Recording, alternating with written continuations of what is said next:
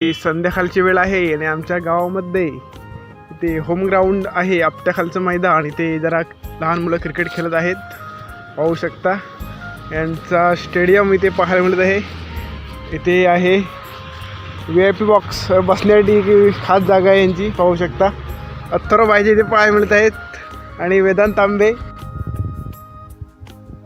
आमचं home ground, आपट्याखालचं मैदान, संध्याकाळची वेळ आणि आमचं होम ग्राउंड इथे पाहायला मिळत आहे.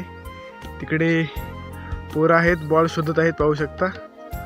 बॉल हरवला आहे, ॲड आलेली आहे, पाहू शकता. बघितली नाही का तुला?